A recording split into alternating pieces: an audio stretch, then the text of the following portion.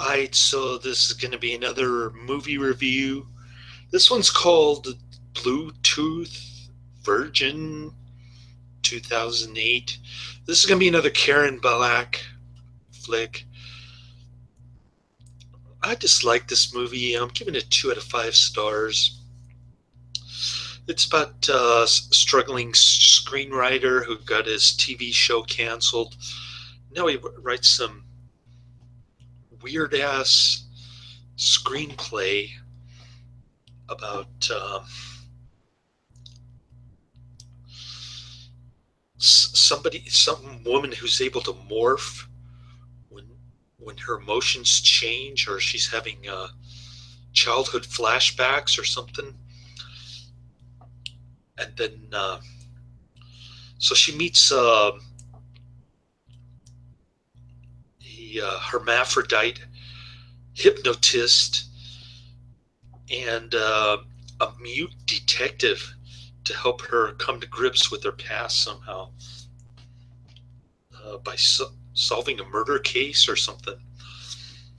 So, so he hands the script to his editor friend at some magazine, and the dude just hates it. He can't relate to this plot at all, and it's very confusing to him. He can't really follow what's going on. Um, so I guess you could compare it to. I know that his pot smoking friend compares it to an indie film. Um, and the irony is that uh, the pot smoking dude, the editor of the magazine, he says he kind of before he reads it, he kind of says, "Well, the Bluetooth version sounds like a great name for a film. Anybody would want to see that." Of course, nobody has seen this film. I think it only has less than 200 ratings on IMDb. It gets a 5.8 out of 10, which is kind of mediocre. I mean, it's nothing spectacular, but it's nothing that terrible either. Um, so the writer dude decides to be honest and give some constructive criticism to his playwright friend, the guy who's writing the screenplay for the movie that he wants to sell. And and the dude takes the constructive criticism all wrong. He breaks off the friendship. He tells his wife about it, and they start having marital problems because the kind of bitchy wife is like, "Aha! I knew it all along. We can't survive because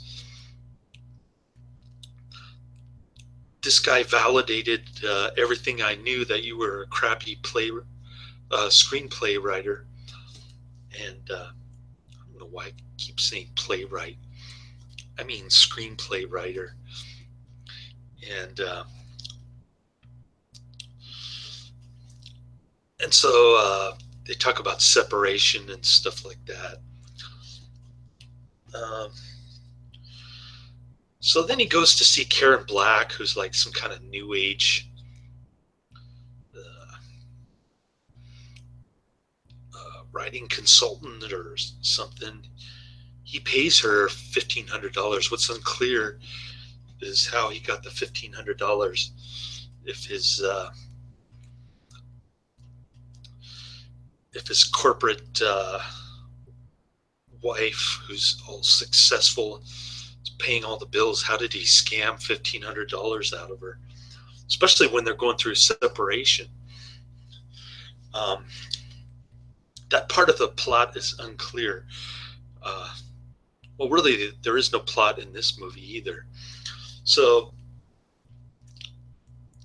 I guess the pot smoking writer uh, the pot smoking editor of the magazine, the estranged friend guy, he starts getting this idea that he'd be a better playwright than his friend.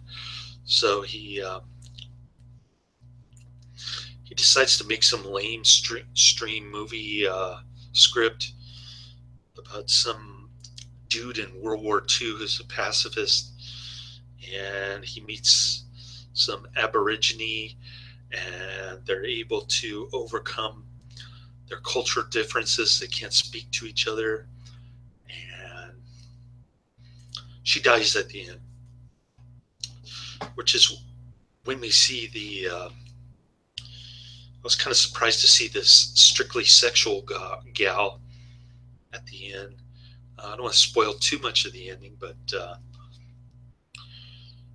yeah, the bitchy separation kind of reminded me of what I went through during my second marriage. My my ex-wife was. I kind of fell in the same trap myself. My ex-wife was more successful than I was. She was making about 4 times as much as I did at one point.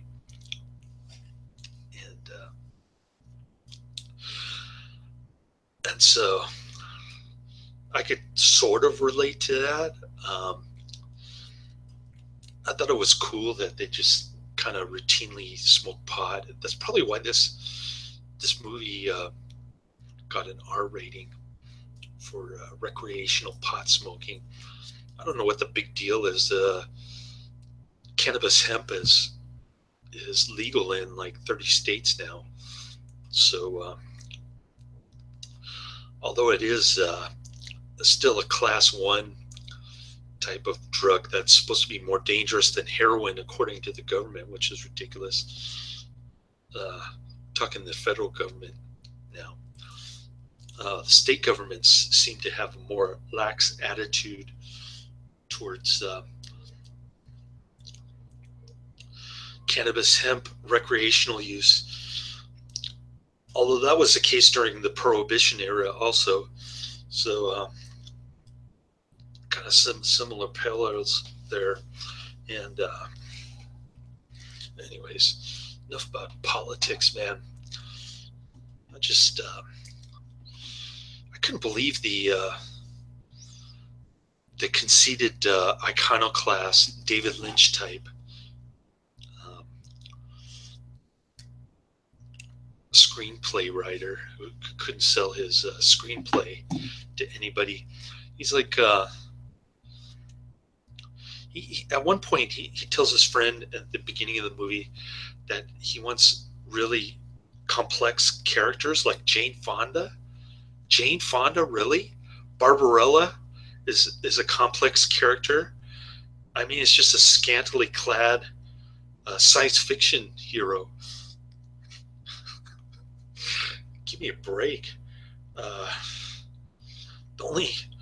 only complex thing is that she's a woman, and she wears skimpy clothes. I mean, I really didn't get that part. There are a lot of things about this movie that I didn't understand, but I'm not a screenplay writer, so I can't really talk about how accurate it is. I just know that I've seen some reviews, and some people say this movie helped them accept constructive criticism better. I don't know. I kind of felt sorry for the guy because one time in Toastmasters I had to do humor speech, which is very difficult, and absolutely nobody laughed at my jokes. So I lost that competition to somebody who was putting down health insurance, which is more funny, I guess. So I kind of felt like the dude because I was just being honest and trying to say what I really felt. But the other guy was just trying to make people laugh, which was the object of the competition. And another film that this kind of reminded me of was Serenity. I brought it with me to my little Christmas excursion with my son, and I wanted to watch it really bad with my uncle and my cousin's mom and my son. My son got freaked out by Serenity, and he didn't want to watch it. Um, my uncle thought it was weird,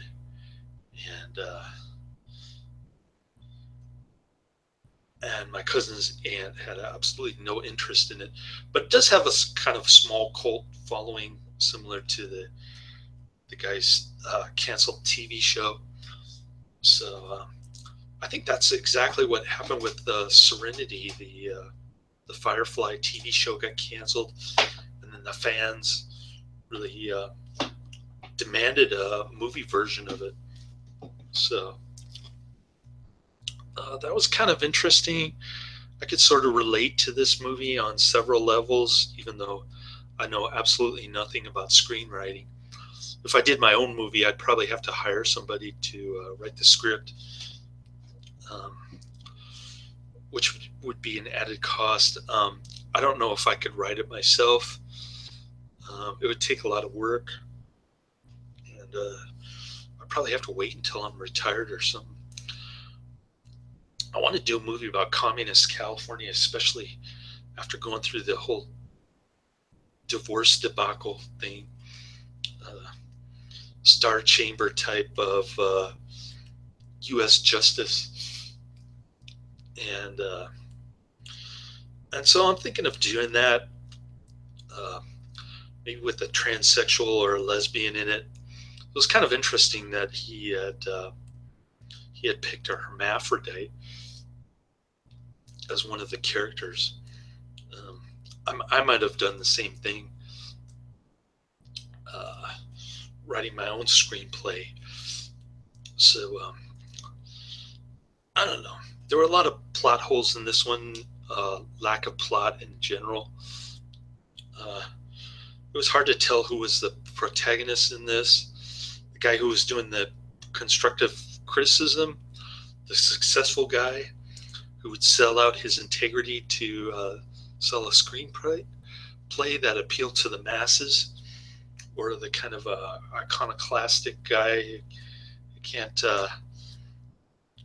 make ends meet, was having marital problems, and he's got a small cult following for his canceled TV show.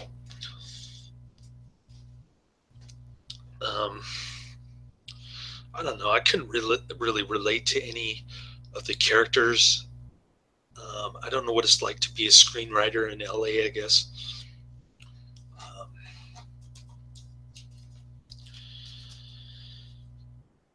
so I guess this movie isn't targeted to me, which is kind of what the screenwriter was going through, um, trying to find an audience for his proposed movie, and so I don't know. It's kind of a interesting dichotomy, trying to find an audience and trying to stay true to your principles, that sort of thing. I don't know if I could really relate to it though, because I've never actually tried to write a screenplay. Um, so I don't know.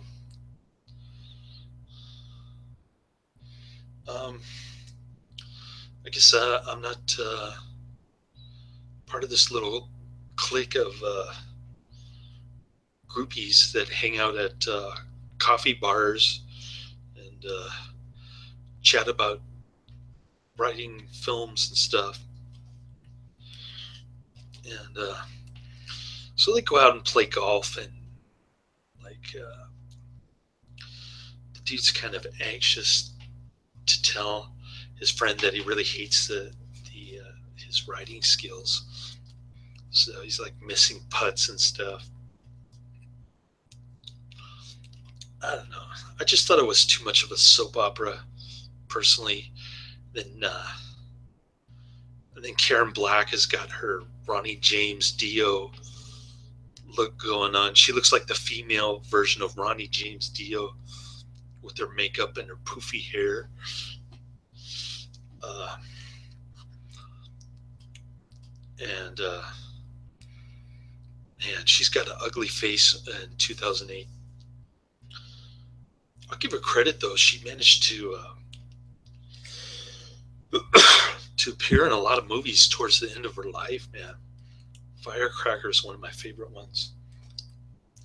Um, so there's that. She's got the wrinkles and she's got the wrinkles going on and the Ronnie James Dio look. It was kind of interesting. Um, so this movie was interesting. I thought it could have been better, maybe if it had a plot. Maybe if I was a screenwriter and I could relate to these people, I might be able to accept constructive criticism more. Um, I've been criticized a lot throughout my life, particularly during my divorce when my ex-wife turned against me and she started telling everybody that I was a bad parent and all this stuff. Um, that really kind of alienated me to constructive criticism. Although I did admit that my place here is kind of tiny for my son, so I went and rented a hotel room. That was the only way that I could possibly compromise with that kooky uh, social worker mediator lady. Sent me a completely incomprehensible, self-contradictory recommendation to the court about my son's school. And so I've got to deal with that on Tuesday. That should be interesting. I'm just going to say whatever's on my mind because I got nothing to lose anyway. Of course, the social worker recommended against what I was proposing. So for no particular reason and just other than I'm a man.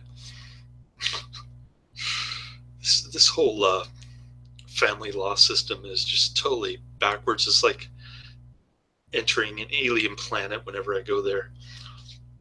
And it is what it is. It's part of living here in California. But anyways, I'll deal with that on Tuesday. I'm just going to say whatever's on my mind. Like I said, because I've got nothing to lose at this point. And I figure the judge is going to rule against me anyway, so may as well just let it all out. Amazing. Anyways, what else is going on? Oh, I'm working 2 jobs now. Doing graveyard shift as a valet parking dude. Sprick shut down, so they gave me a check for $2,000, which is kind of minuscule after they took all these taxes out, like 41%. And then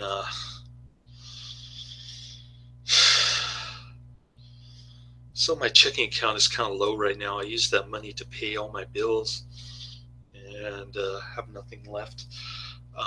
So I got this graveyard valet parking gig in San Francisco, close to Fisherman's Wharf. It pays pretty good. It actually pays better than my desk job during the day. But it's like 11 p.m. to 7 a.m. And on Monday, I have to be at my desk job at 7:30 a.m. So I got to call my boss at one point, Rick, and ask him hey, look, can you come in early to cover me so that when I hit rush hour, I'll make my second job without being more than 15 minutes late? It's just, it's like that. And then I got a job at Good Eggs. I just have to go through, which actually pays more than both of my other jobs. Good Eggs. Um, I don't know if the guy's numbers were off, but I don't know. I got two different numbers for the hourly rate, and it sounded like he didn't know what the mileage reimbursement rate was. He was off by 20 cents a mile, I think. Um, so it may or may not pay more than both my other jobs, but he told me 1750, so it must have gone up. And he said the company is growing 66%, which is kind of remarkable for a grocery delivery company in San Francisco. Um, so he said they have vans, and so I'm going to split my time between the company vans and my car. Which is kind of interesting. I don't know how I'm going to find parking in San Francisco, given that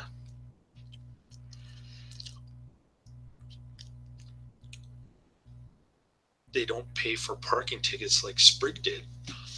So I guess I'm going to double park or park in people's driveways or something. I don't like the driveway thing because it scrapes the spoilers on my car. But I don't want to get a parking ticket either. So those are pretty expensive in San Francisco, about $100 a pop. It's a big scam. But I was able to get my one of my parking tickets dismissed in San Francisco, which was kind of cool. The judge was really cool about it. He's like, I don't see the no parking sign next to your car. It's rare to actually get a fair judge here in California, but for parking tickets in San Francisco, it's pretty easy. Same thing with vehicle code violations and stuff like that.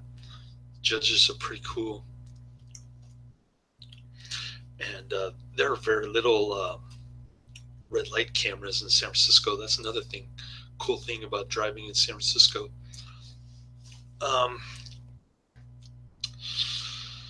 So yeah, I'm going off on a tangent about my personal life again. Just wanted to give you a quick update. It's kind of depressing that I can't find any dates. I mean, the Hmong lady that I was dating went to the emergency room. She ended up in the hospital, I guess, because of her morbid obesity issues, her lack of nutrition and stuff.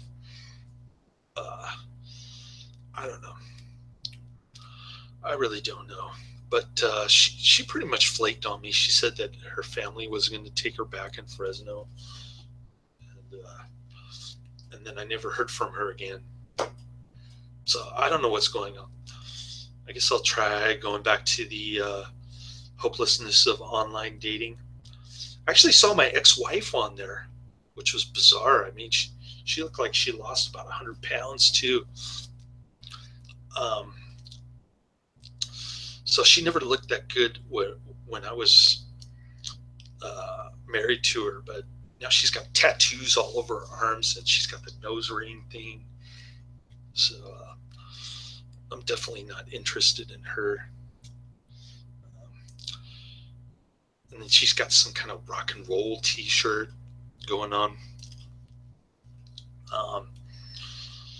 So her body looks more appealing, but I don't know. I don't think I could ever go back to her, even though she likes me now, which is kind of bizarre. She's got some family issues. She's got some financial issues. So I don't want to deal with that crap. She had some alcohol problems when we were married, so definitely don't want to deal with that. Um, it was just weird because I see people that I know, like um, Justine Lamb, who said that I was stalking her in the singles group. I got out of that singles group real fast. That's the same singles group where I met my ex-wife. Uh, so a lot of problem women in the singles group also. Uh,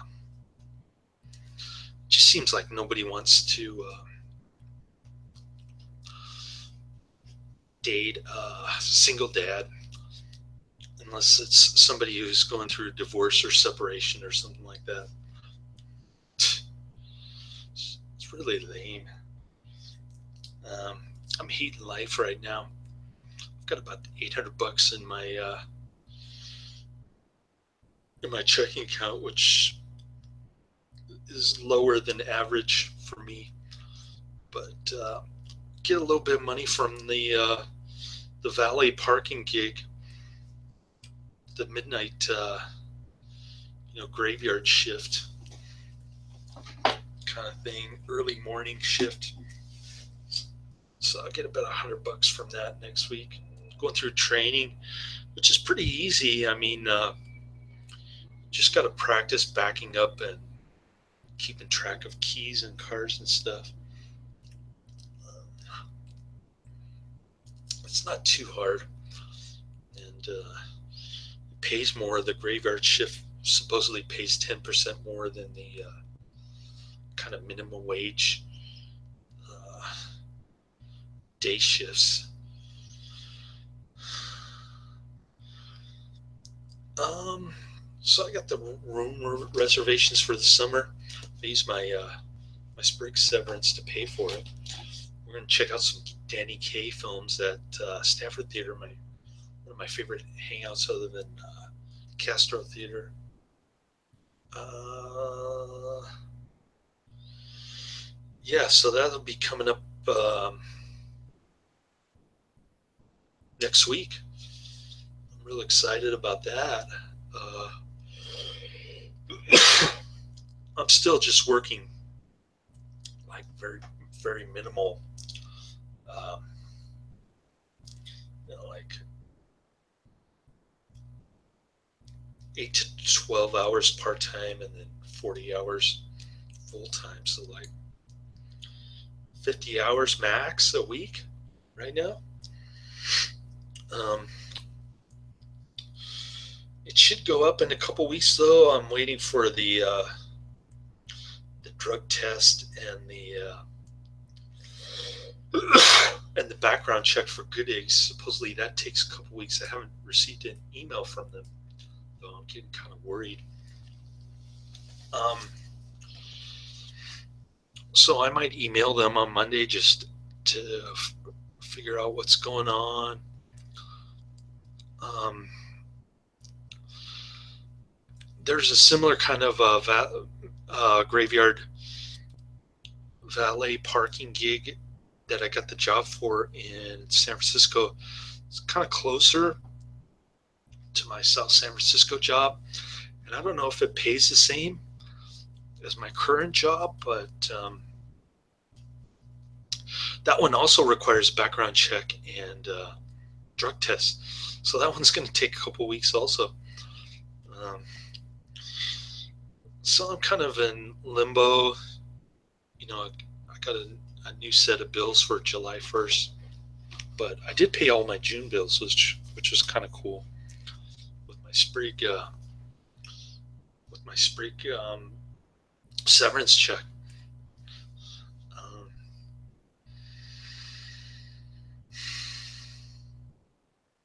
I don't know. I'm kind of in limbo right now with dating and paying bills,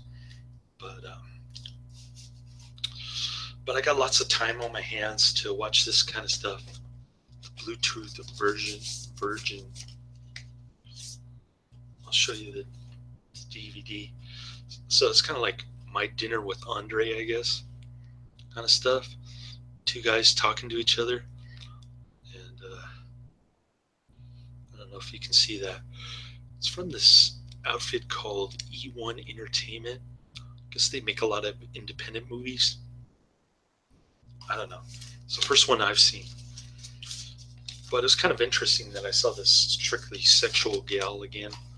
I wasn't expecting to see her in another movie. Um, so that's the end of my review. 2 out of 5 stars. Couldn't really relate to it. I'm not a screenwriter.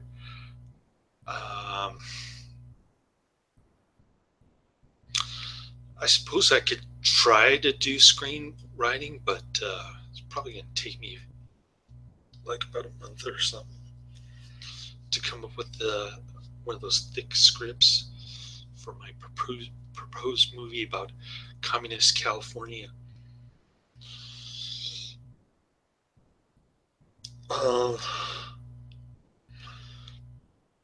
So there's that.